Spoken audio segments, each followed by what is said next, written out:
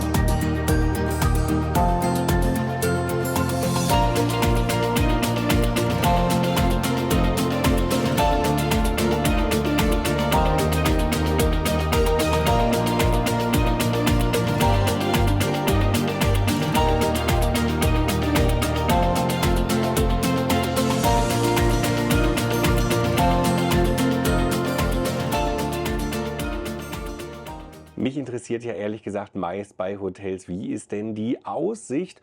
Und die gucken wir uns jetzt einmal an. Meine Meinung ist so ein bisschen zwiegespalten. Es ist nicht schlecht. Man hat einen kleinen Ausblick auf die Straßen. Hier direkt vorne ist die Avenue of Americas und man sieht sogar ein bisschen den Hudson River.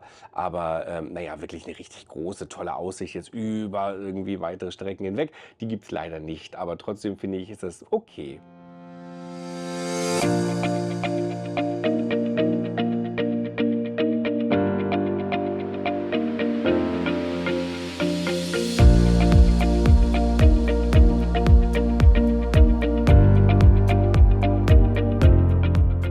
Guten Morgen, es ist 6 Uhr, die richtige Zeit, um New York zu erkundigen, zumindest im Sommer.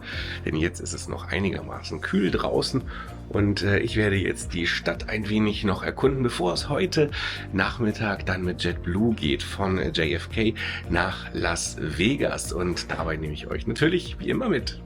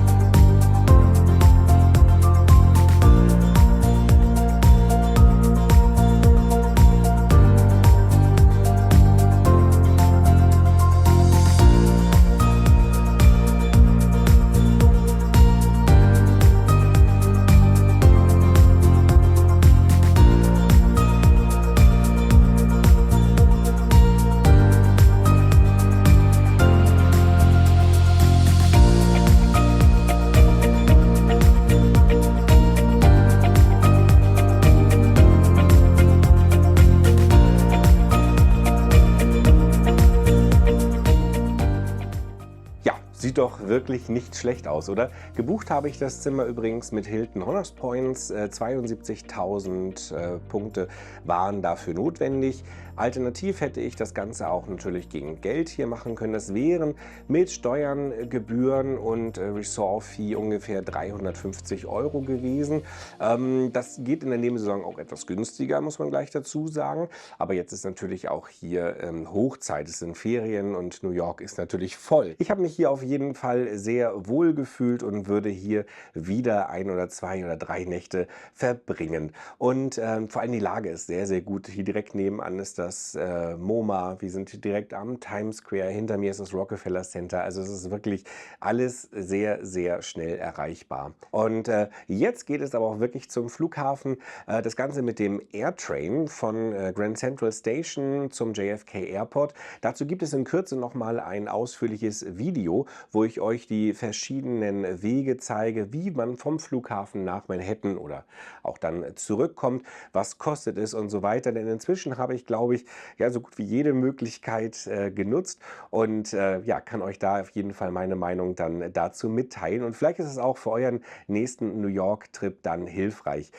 Jetzt aber wirklich zum Flughafen. Wir sehen uns wieder am JFK Airport.